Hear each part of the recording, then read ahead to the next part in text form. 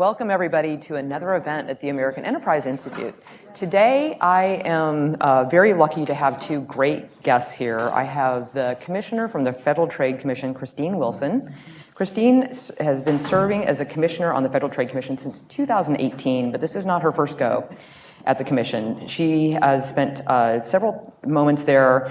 Commissioner Wilson was at the Federal Trade Commission in the early 2000s as Chief of Staff for former Chairman Tim Muris, who you might have seen last week was here at AEI. She also clerked at the FTC's Bureau of Competition while attending Georgetown University Law Center, where she also was a research professor, or she was a researcher for Professor Steve Salop, which I always love it when somebody with a good economic background gets into antitrust and competition policy. So you've had solid training from the very beginning.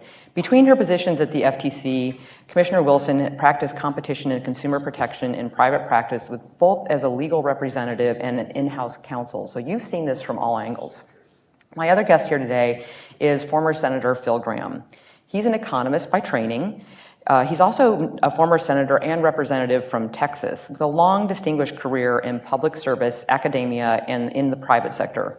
Before his time in Congress, Senator Gramm taught economics at Texas A&M for 12 years. We are fortunate to have him here as a non-resident fellow at AEI, so welcome back, Senator. He has published numerous articles and books on the subject, including private property, monetary theory, policy, and the economics of mineral extraction. He is currently a partner at UC Policy Metrics, and it's actually an article that the two of you wrote together that gave me the idea of having this event. So you did a Wall Street Journal piece in April 3rd, that was titled "New Progressives Fight Against Consumer Welfare."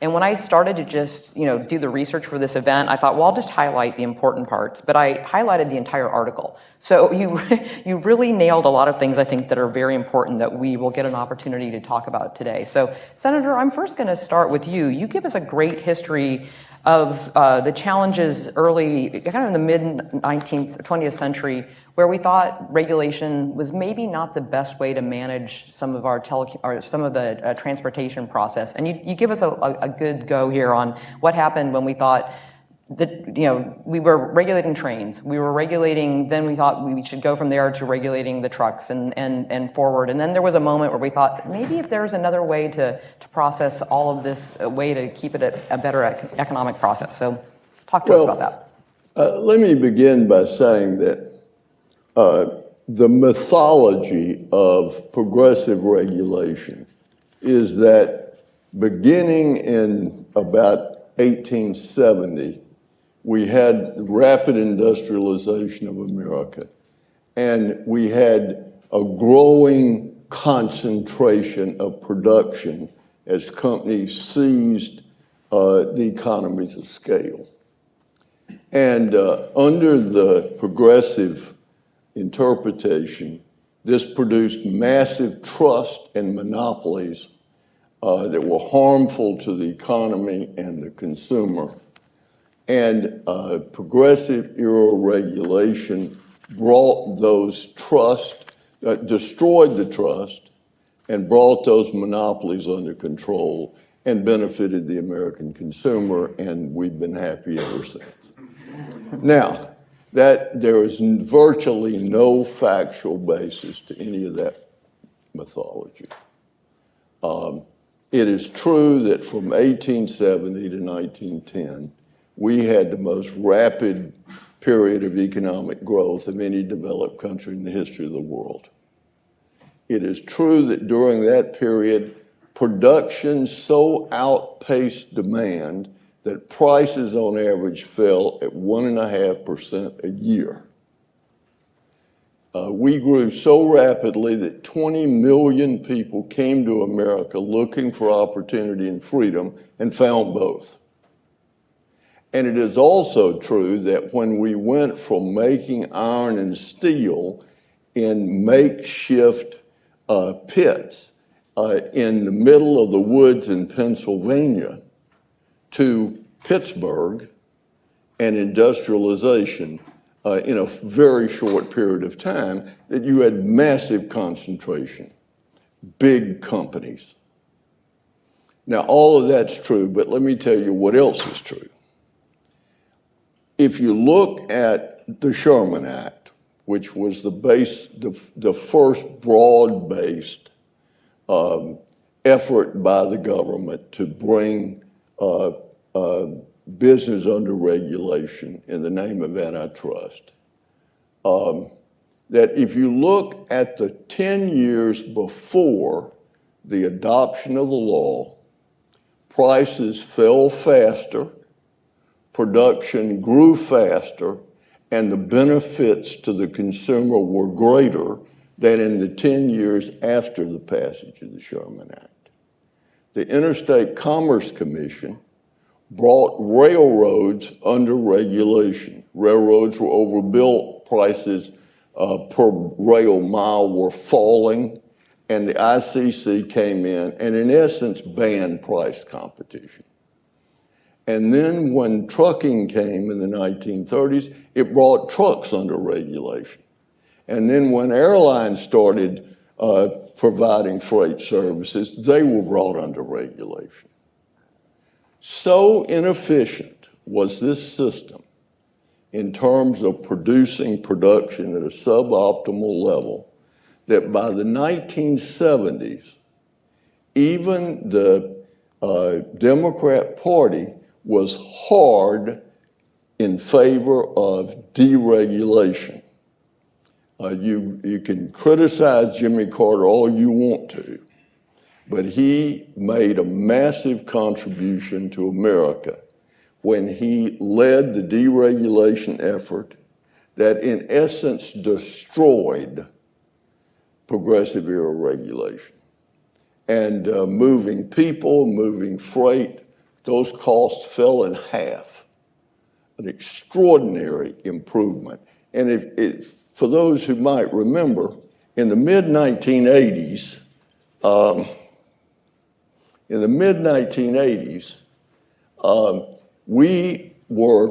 the post-war period was ending. The monopoly we had had on heavy industrial production was at an end. Japan had been rebuilt, Korea had risen, Europe had been rebuilt, Germany was booming. And the deregulatory effort of the Carter administration helped us find our competitive legs and was part of what we now give the Reagan era credit for. So then for 50 years, we had, and I'm about through, had a bipartisan consensus that regulation ought to be on the basis of consumer welfare, that the whole purpose of antitrust regulation was to produce benefit for the consumer. And if you couldn't demonstrate economically hard consumer benefit for intervening in the marketplace in the name of antitrust, you shouldn't do it.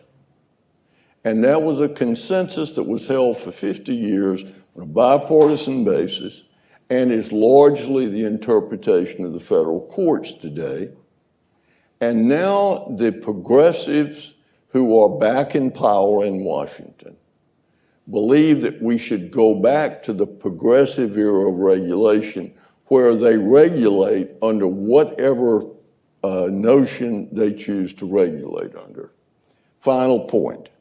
Once you throw out consumer welfare as a standard for antitrust action, you can do anything under antitrust action. If you empower the Federal Trade Commission to regulate on any other basis other than consumer welfare, you are giving them a broad writ to do whatever they want to do in an extraordinary grant of power and something that I believe is an assault on the American free enterprise system and freedom itself. So when we were talking about doing this event, you brought up a phrase I just loved where you called it regulatory adventurism.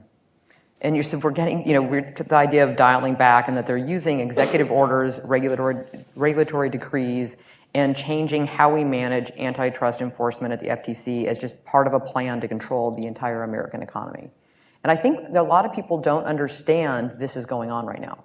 That's one of the reasons why that piece at the Wall Street Journal was a kickoff point, and it's very poignant. So I really appreciate both of you bringing our attention to this. Commissioner Wilson, I'm going to turn to you for a second. And part of it, I was mentioning this morning, you guys are going to have homework after watching this event. You gave a speech, and it's also, you can watch it online, but it's worth reading. And as anyone in Washington knows, the good stuff's always in the footnotes. This speech is something. It's titled Marxism and the Critical Legal Studies Walk into the FTC, Deconstructing the Worldview of the Neo-Brandeisians. And it was eye-opening. I watched the speech twice and I read it, and then I really went into the footnotes and I was like, man, she is not kidding. This is some really interesting stuff going on here. So what's going on over the Federal Trade Commission? So Senator Gramm described the rule of law and the slow march to the consumer welfare standard based on sound law informed by sound economic analysis. And the antitrust enforcers and Congress had come to realize over the years that if we are looking to lower prices for consumers, if we're looking to increase output, grow our economy, and allow innovation to flourish, then the consumer needs to be the touchstone of our business activities and of our analytical approach at the Federal Trade Commission. And in 2015, people started talking about the need to replace the consumer welfare standard. And I thought, well, this is odd. Why would we replace it? No one's demonstrated to me that it's broken. And so actually, one of my former attorney advisors, Pallavi is here, Pallavi Gunaganti, and she and I went back to the analog of Chesterton's fence. And before you deconstruct something, you need to understand why it's been built. Why is this fence here? Before I tear it down, let me explore, let me do some research, let me understand. And the people who are willing to do the hard work of looking at the case law, looking at the economics, and understanding that you need a framework, an analytical framework that is administrable, predictable, and that will provide clear rules of the road for business while at the same time allowing creativity to flourish. The consumer welfare standard meets those metrics. But there are people saying we need to replace the consumer welfare standard. Okay, with what?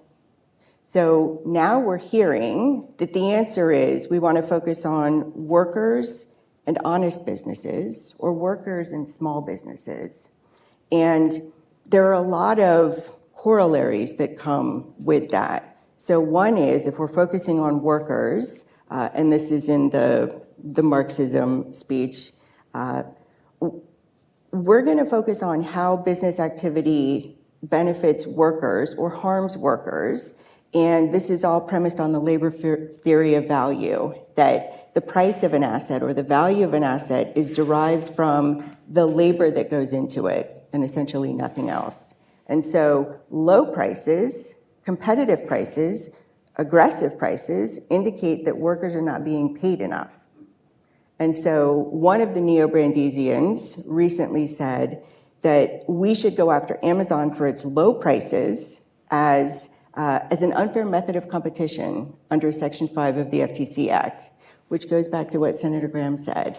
If you remove the consumer welfare standard as the analytical framework, if you remove consumers as the touchstone, there is no limit to what you can do.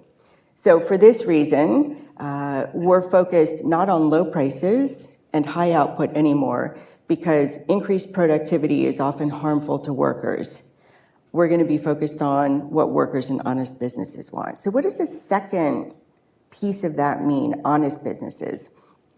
What we've seen this translate into in practice are proposals that would make life comfortable for less efficient rivals. So the essential facilities doctrine is a doctrine that says if your competitor has an asset and you think you could compete more aggressively if you had access to that asset, then you can go to court under the antitrust laws and get access to it. Now, that's been long dormant in the United States because we recognize that's a huge disincentive to innovate. Why would I invest in R&D if I can go and take Wendy's assets instead of creating my own? So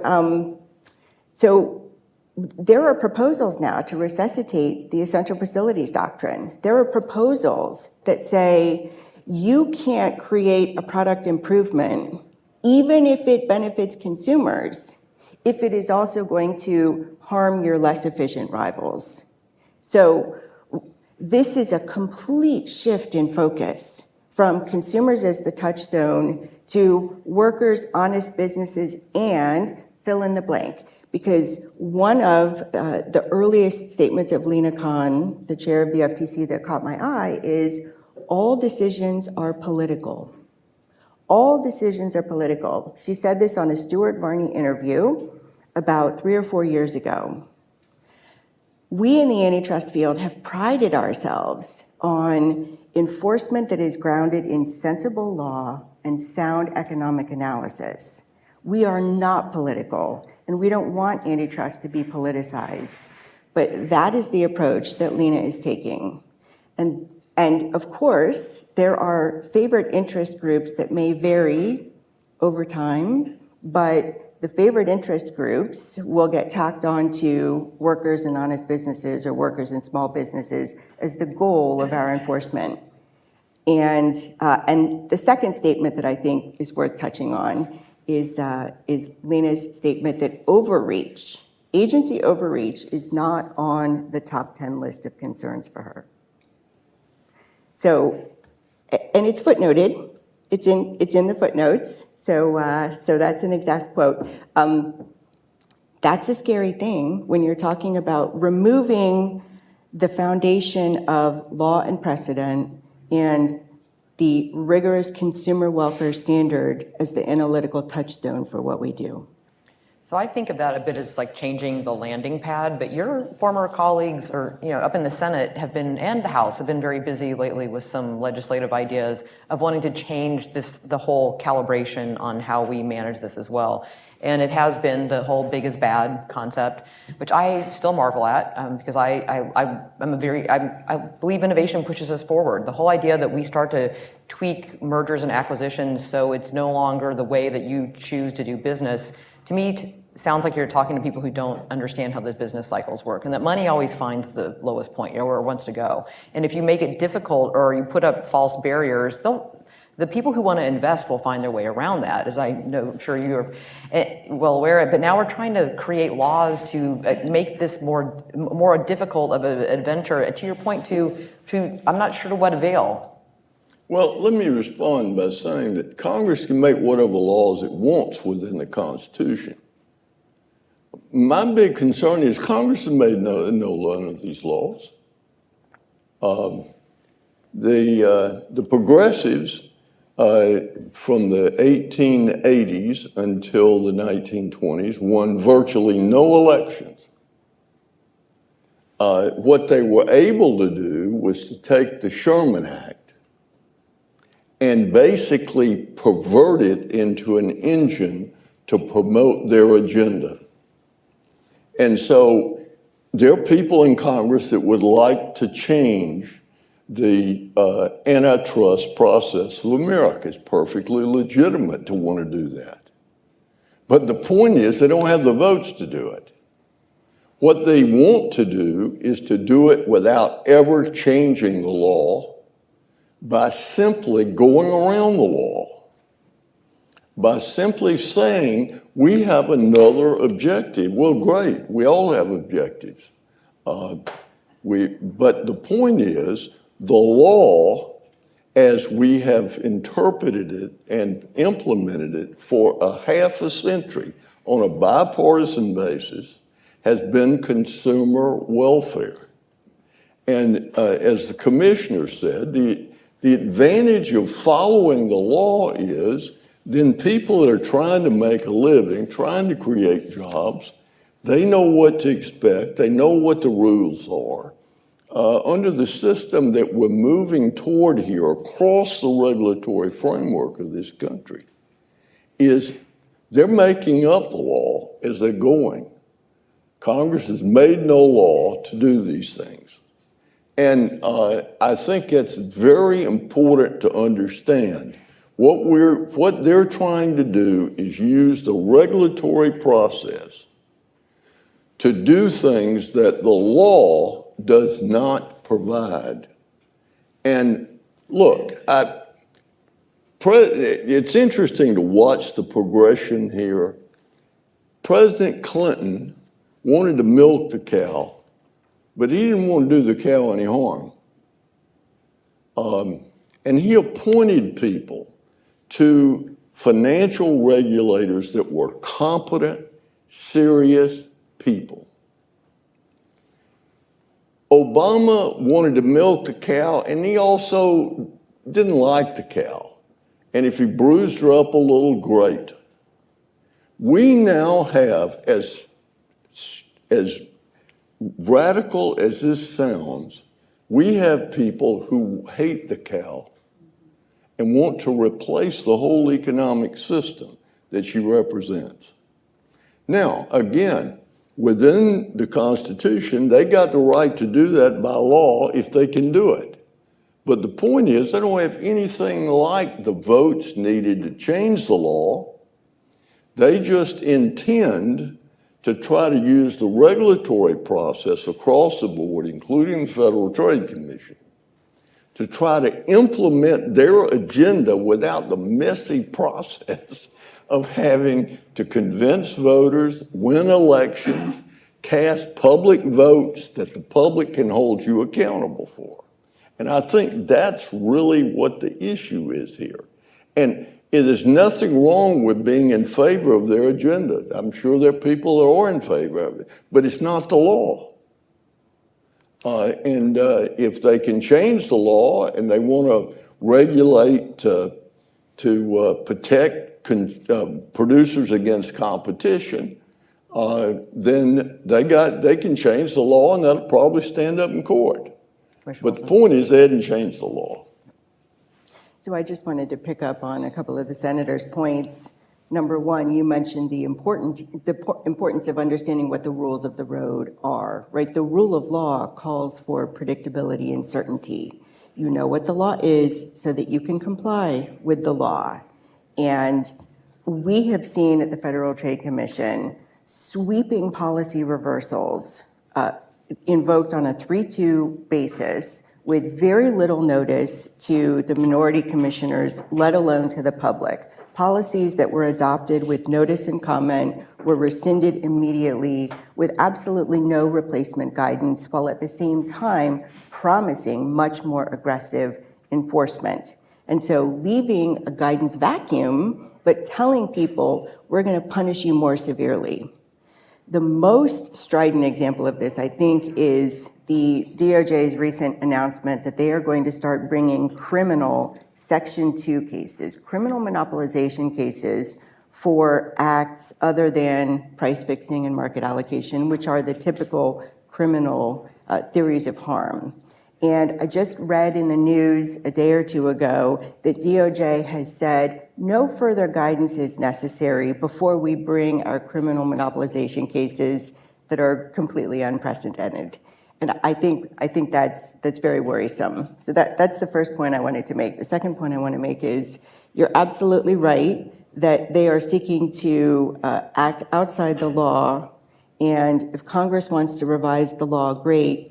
But they're not asking Congress to revise the law. And I think the most important example here is what's happening with mergers. They have launched a war on mergers because big is bad. Any growth toward big is bad. And so they cannot get where they want to go in terms of blocking mergers on the basis of challenging deals in court. The court precedent is not as permissive as they would like.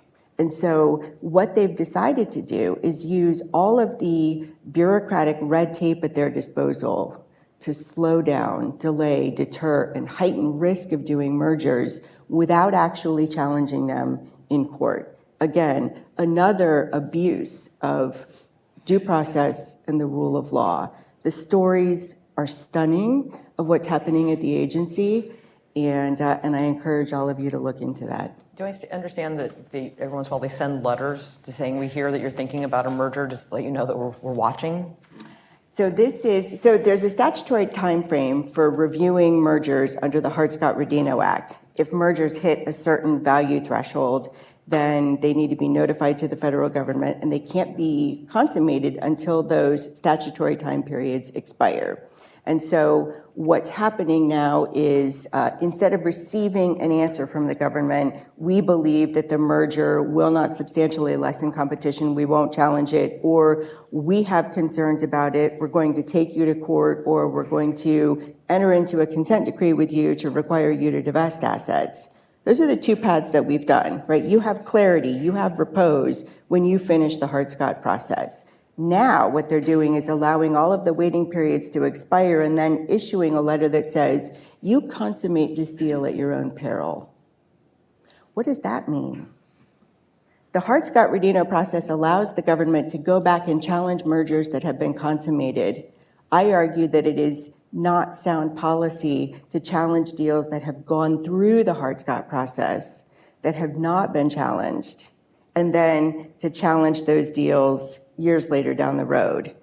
This is creating risk, uncertainty, and you mentioned that I was in-house counsel. I have seen this play out. When you have a lack of regulatory certainty, when you have a lack of repose, it stifles investment. If you know assets are going to be stripped away from you, you will not invest in them and bring them to their highest and best use. And so this is a terrible policy.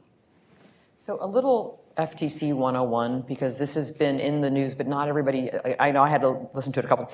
When you are moving from case-based to rule-making authority, can you explain that and why that's important? Sure. So this goes back to what Senator Gramm was describing, where we had these very heavy-handed regulatory regimes that didn't allow companies to compete as they saw best, as long as it was in the interest of the consumer. So Lena Khan and former Commissioner Rohit Chopra wrote an article saying, we think that we should promulgate broad-based rules that tell businesses how to compete. And so we're moving from case-by-case enforcement that provides essentially a common law of conduct that is lawful and not lawful to rules-based enforcement that does not take account of the competitive effects, pros and cons, of any specific action by a company. And perhaps the most widely discussed rule, and I believe that Chair Khan was discussing this publicly within the last couple of days, is a non-compete rule. Now, somewhere between 18 and 25% of employees in this country operate under non-compete agreements. And so I want folks to understand that this initiative is not limited to big tech or monopolists. This is an initiative that would strike every industry and every company, regardless of how large or how small.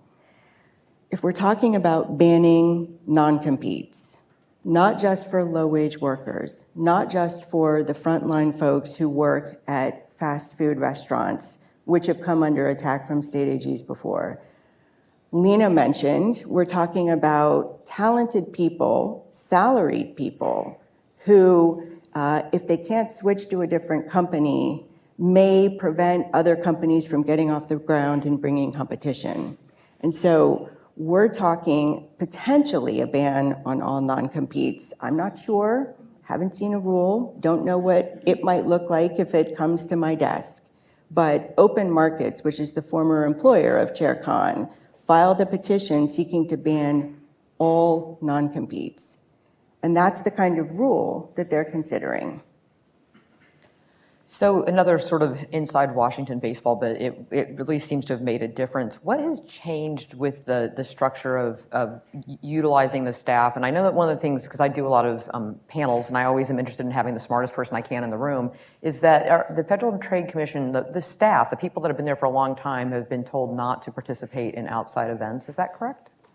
So there was a gag order that was imposed on staff almost immediately after Chair Khan assumed her position. They were told, you're not allowed to participate in panels or in conferences, and this is a bad idea for a couple of reasons. First, going back to the predictability and certainty that Senator Gramm referenced, people need to know what the laws are. People need to understand the enforcement intentions of the Federal Trade Commission so that they can comply and avoid running afoul of those expectations. By shutting down communication between staff and the business world and other stakeholders, it creates uncertainty.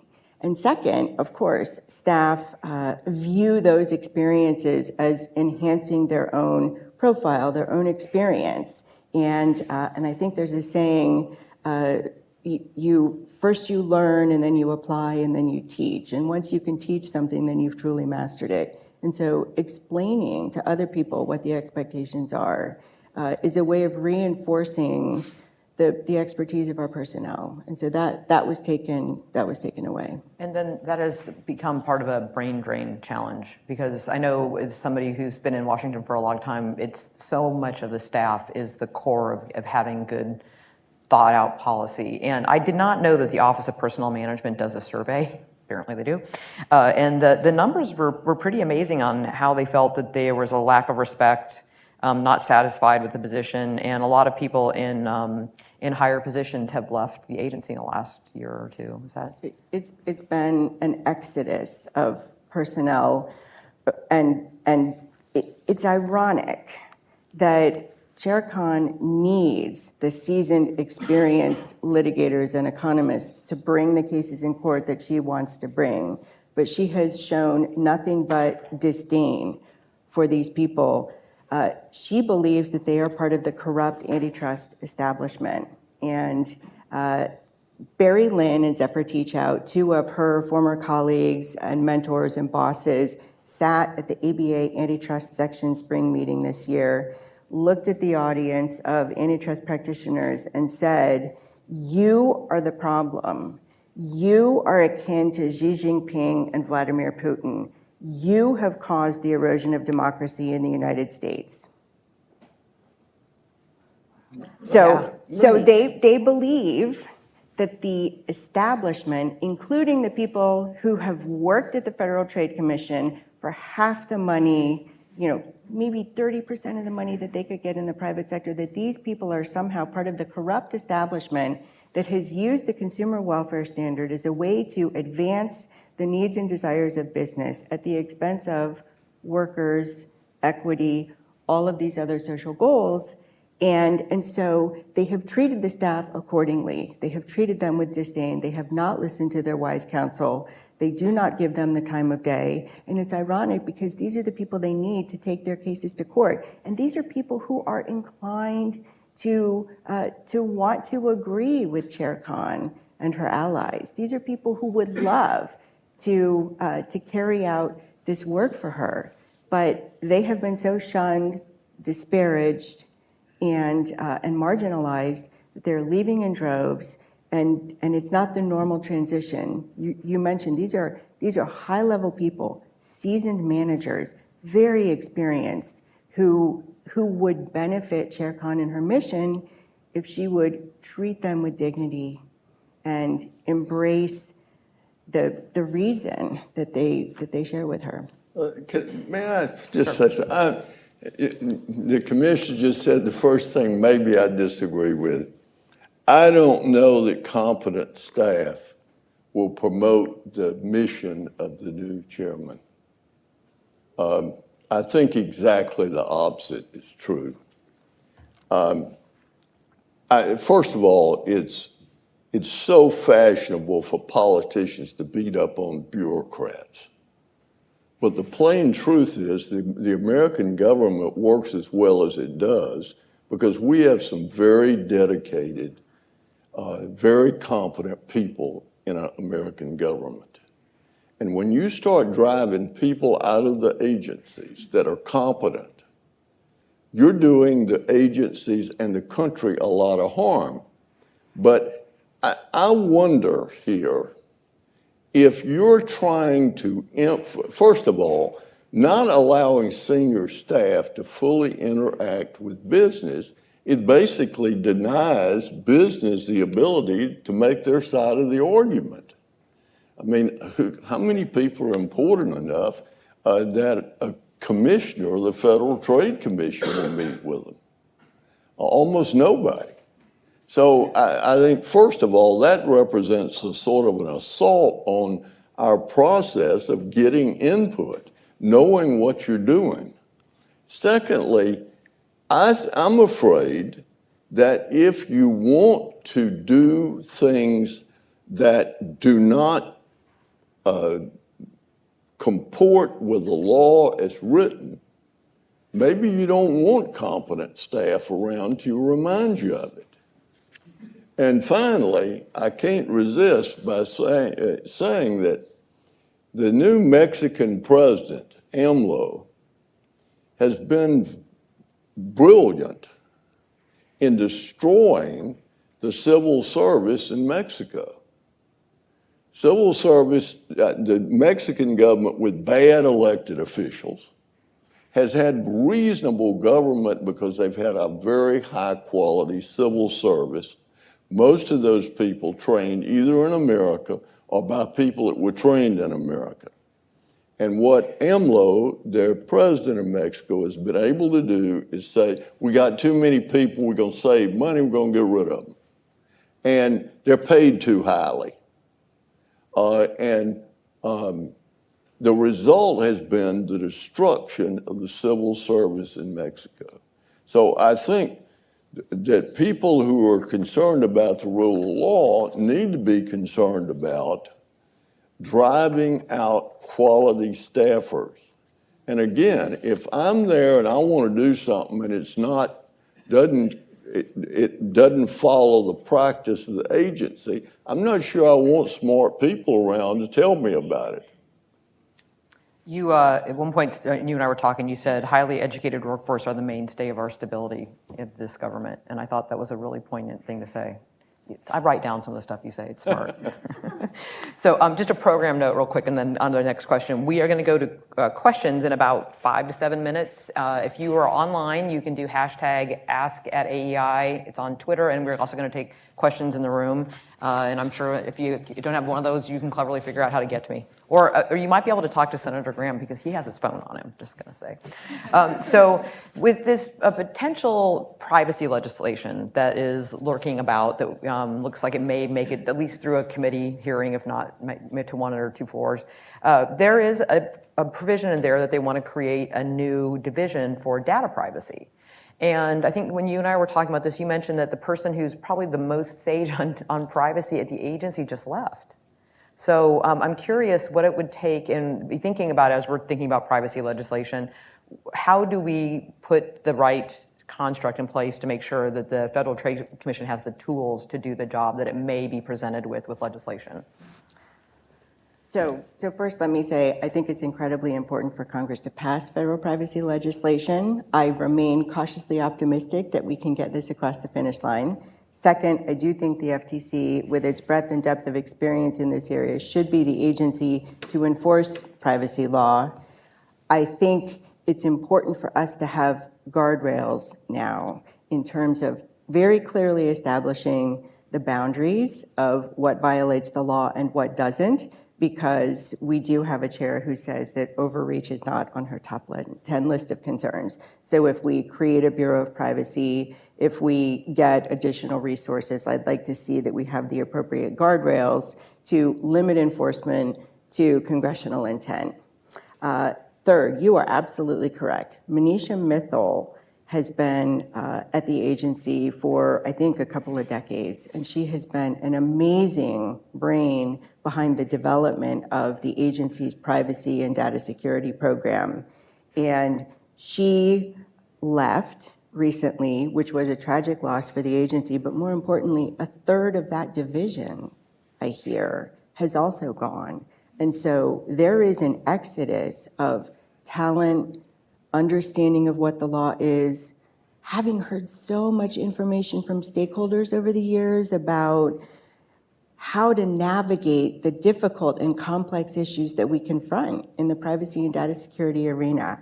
And so I am concerned, but I am heartened at the same time by the arrival of Commissioner Alvaro Bedoya, who is just a very sage thinker in the area of privacy and data security. It has been his life, and I look forward to working with him on these issues.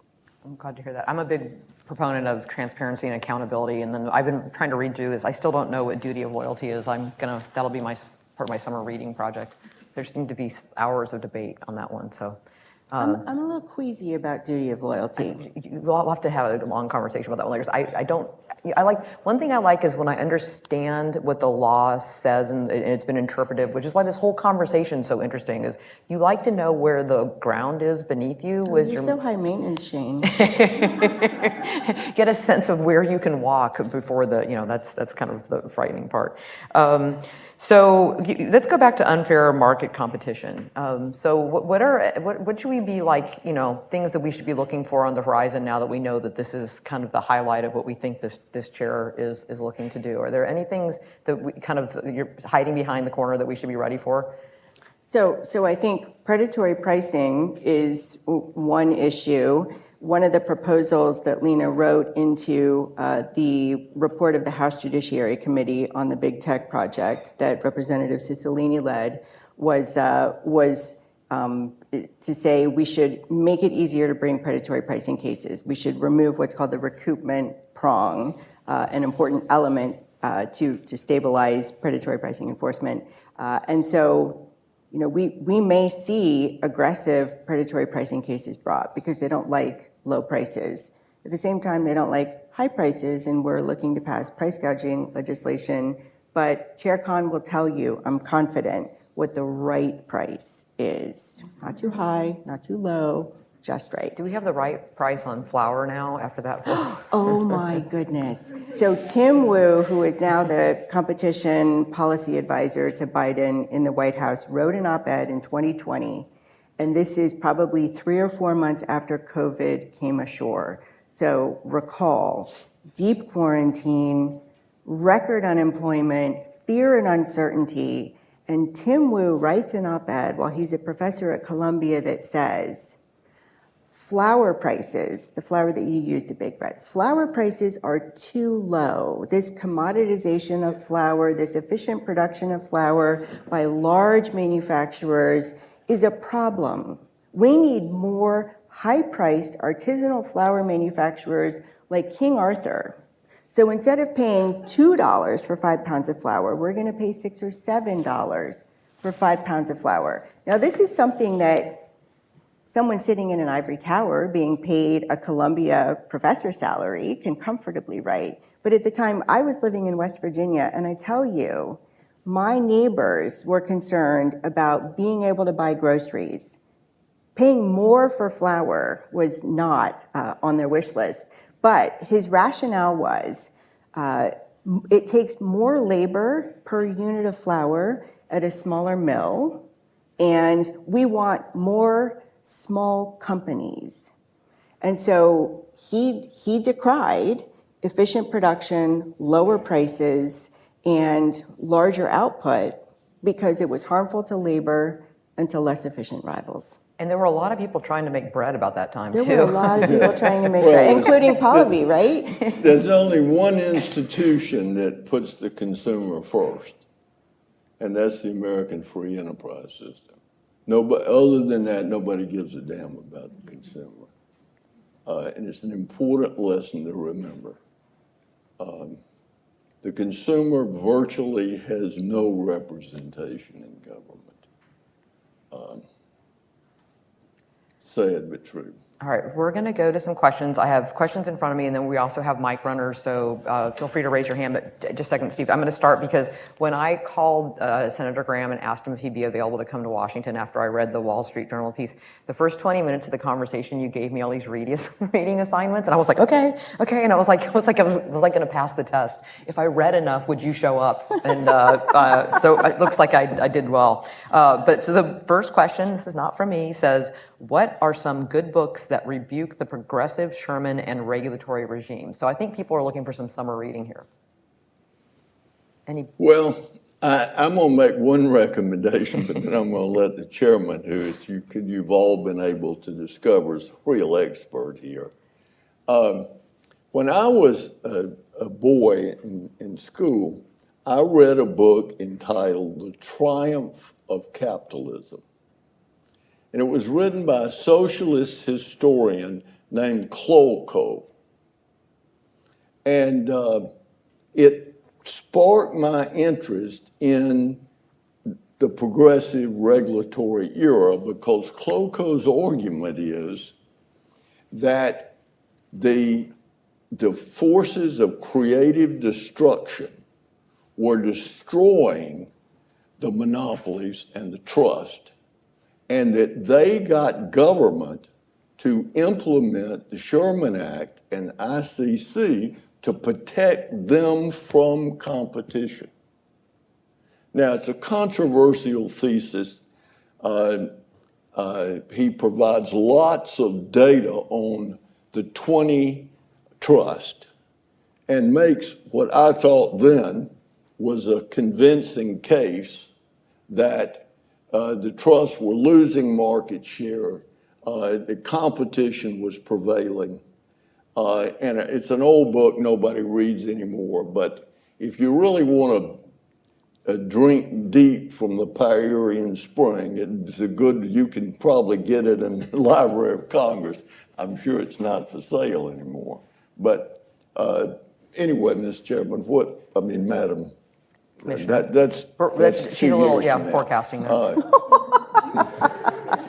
So I can tell you a book that I recently read and really enjoyed, The Prophets of Regulation. Prophets is in sage, wise people, not prophets, P-R-O-F-I-T-S, but P-R-O-P-H-E-T-S. And it was a really interesting look at regulation from 1870 onward, and it shows a seminal person during each of those periods, including Brandeis and Fred Kahn. And then, of course, anything that Fred Kahn has written or anything about Fred Kahn, I would commend to you. Don't you guys just want to be in a beach house with these guys? Like, think of the conversations you could have. It would be so much fun. Well, I'd just wait for coffee in the morning. Steve, do you want to be our first question? Yes. You got a mic behind you. Thank you. Steve Delpiak from NetChoice. And Shane, let me express our gratitude for you bringing the Senator and the Commissioner together, because the way you've stitched together political history, economic theory, and regulatory policy is plenty enough to make this an exciting enough topic. We will share this video far and wide because folks on the Hill in America really need to understand your message. Now, Senator Gramm, you challenged Congress to go ahead and try to change the law rather than work around it through regulatory policy. Senator Klobuchar, Senator Warren, and her team, they're trying to do that, and they're dangerously close to having the 60 votes. She held a press conference yesterday on the Capitol saying that she had the 60 votes to completely implement the Essential Facilities Doctrine. And until you said it, Commissioner, I hadn't really realized it, but the Klobuchar Bill 2992 creates essential facilities out of, say, the Amazon platform, my iPhone, Google search. They're now essential facilities now that they've been built, and competitors and progressives should be able to manage them. So how is it that she has so many votes, including a lot of Republicans, given the Essential Facilities Doctrine is such a failure for capitalism and such a risk for progressive policies? Well, why don't I take the first cut at that? First of all, I've had many votes on many issues that just didn't show up in the Senate when we called the roll. So I wouldn't get carried away yet.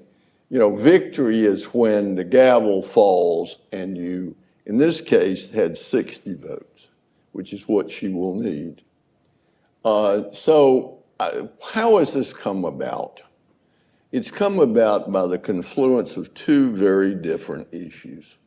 One, the Democrats don't want anything big and powerful except government. Okay? And you got tech companies that have now become very influential, very powerful, and you're now beginning to see their corporate leadership speak out on the issues, God forbid. And then you've got Republicans who are alienated by the fact that the politics of these companies often left. And so they feel with justification that their views are not properly represented in what has become the public marketplace for ideas. Now, it's their fault. When they wrote Section 230 of the Communications Act, rather than giving the providers protection to do things like deal with threats of violence and pornography. They gave them broad powers, and so what has happened is that you've got Republicans that are now in reprisal for the discrimination against their viewpoint that are on the verge of giving power to people who have a very different agenda. And I don't see how giving government the power eliminates the discrimination. Quite the contrary, it makes it worse. But no bad idea ever failed in the American Congress for lack of a second, I can assure you of that. So do I think we will dodge the bullet here? I am hopeful we will. There are many voices maybe crying in the wilderness, but first of all, you got 5 stocks that made up 20% of the return of CalPERS in the year before the pandemic. The underlying wealth of Americans in their retirement funds and annuities is tied to tech companies. China destroyed 50% of the value of its tech companies because it can't tolerate Jack Ma. Well, a country that can't tolerate Jack Ma is never going to become a great country. They crush genius at their own peril. So I'm hoping we're going to avoid this thing. There are a lot of good reasons not to do this, but we shall see. Senator Grassley seemed a little uncertain as he left in the middle of the press conference. I'm not quite sure what that was about, but that was an interesting tact. I don't know if you have any comments about the legislation, or we can move on. What I have encouraged folks to think about is not conflating different dissatisfactions. People are concerned about the way large tech companies collect data and then manipulate, share, sell, et cetera. Let's deal with that through privacy legislation. People are concerned about content curation. Let's address that through revisions to Section 230. And people have concerns about antitrust. Let's talk about that in its own lane, but please, let's not use antitrust law as a hammer for every nail. All right, so I have a question from the internet. Does the FTC have the authority to make rules on privacy? Conservatives usually want Congress to legislate on issues like this instead of abdicating power to federal agencies, but a lot of conservatives are also saying that antitrust is just a front for the real issue of privacy that the FTC should try to address instead of antitrust. How do you reconcile these two things? And I'm just repeating words, I'm not. So let me just address the first aspect of that. I know time is tight, but yes. The Federal Trade Commission does have authority to begin the process of promulgating privacy rules. It would be under not the Administrative Procedure Act, but under a process that has heightened requirements called the Magnuson-Moss process. And so we could do that. And if Congress doesn't pass federal privacy legislation, I think that would be a worthy process for the FTC to undertake, as long as it does it in good faith and with an eye toward actually listening to what stakeholders have to say. My concern is that the rules of practice were changed last summer on a 3-2 basis, and those changes limit stakeholder input in the MAGMOS process. They give more power to the chair so that in this rulemaking process, she can actually skew the input and achieve an agenda-driven end. And so I am concerned about what a rulemaking process would look like at this point under these new rules of practice. And it is preferable for Congress to pass federal privacy legislation. So please, Congress, make it happen. all right, other questions in the room? Over here. Hi, my name is Abhinav, current student at Yale and intern at the United Western Private Equity Group. First of all, thank you so much for a wonderful event. My question is directed to you, Commissioner Wilson. And for the past couple of years, the decade, we're seeing emerging technologies and emerging market technologies, Web3, cryptocurrency, blockchain, NFTs. And you mentioned this idea and philosophy of credibility and predictability in the FTC. How does that philosophy take place in an emerging market where there isn't much legal precedent? And how do you bring about decisions and regulatory policy in that sense? It's a great question, and what I would say is there is a common law built up through the challenges that the FTC has brought in court and the consent decrees that it has entered. It has demonstrated what it expects of companies. It adds to that through business guidance, consumer education, and so on. And so there are rules of the road. You cannot be deceptive. You cannot engage in false advertising. You need to have strong data security measures, and you need to abide by practices and mergers that will enhance competition, not eliminate. And so I think the general principles apply regardless of the industry or sector in which those rules are being applied. And I think that's one of the beauties of the antitrust legislation that we have, and also unfair deceptive acts or practices legislation that we have on the consumer protection side.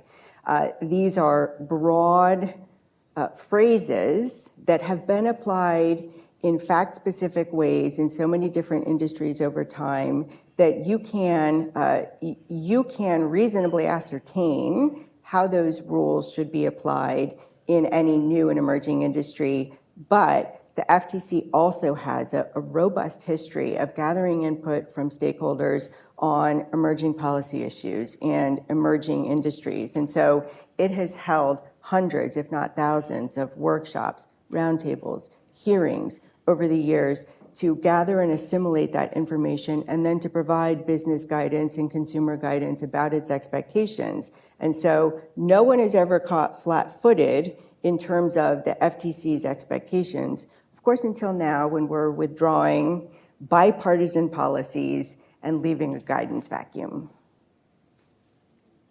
Okay, all right. One more question from the internet. DOJ's Jonathan Cantor has argued that private equity playbook of buying up companies, cutting investment, and raising prices is problematic. It's hard to argue that, some of the worst examples that it is not. However, it is unclear that it is addressable under antitrust law. Do you agree this is a problem? Do you agree that it is addressable under current antitrust law? If so, how? So let me distinguish between two different situations. Number one, if I am a private equity group that is going out and doing an industry roll-up, I'm going to buy every veterinary practice in an area. And then I'm going to essentially create a monopoly chain of vets in an area, and then I'm going to raise prices and I'm going to cut hours. That's a problem under the antitrust laws. The focus, I believe, of AAG Cantor and others is basically any acquisition by a private equity group because we don't like the business model. I don't think that's an appropriate inquiry under the existing antitrust laws, but as I understand it, those inquiries are taking place. And again, if you can't reach conduct that you don't like under the antitrust laws as they are written in the minds of current leadership, you figure out a way to delay transactions, to heighten risk and uncertainty. You use every spool of bureaucratic red tape at your disposal to throw sand in the wheels and the gears of corporate M&A because you don't like private equity as a business model. That's a problem. Let me say something about private equity. First of all, if private equity can buy a company and raise prices, why don't the people that own the company raise prices? Why do they sell it? I think people don't understand that what private equity does is that it finds places where the system is broken and it has access to capital to come in and fix it. And if it is successful in fixing it by enhancing capital and management, it makes money. And if it's unsuccessful, it loses money. And of course, every retirement fund in America now is heavily invested in private equity. So I look at what we have that a country like China doesn't have, and what we have is private equity. In many systems, economic systems, when a mistake is made, massive capital is destroyed. Under our system, when a mistake is made, you got people who figure out, could I take what they've done and make something of value of it? And I just challenge you, especially young people here, when you get out and look at the developing world, what you're going to find is all these mistakes that have been made, where the government pressured the banks to make a loan to build a building on the thesis if they build it, we build it, they will come, and the building's sitting there empty. And they don't know what the hell to do with it. Well, that wouldn't happen in America. In America, they would cut the price of that business, some private equity fund would buy it, figure out what to do with it, and probably salvage a significant amount of its value. And mistakes are made every day in the marketplace. More are made in Washington. But the point is, we're dealing with people here who make mistakes, and the ability to correct them is critically important. Thank you both for all the work you have done and continue to do. Thank AEI. And God bless AEI. and thank you especially for your time with us today. I appreciate it. Thank you. It's a pleasure to be here.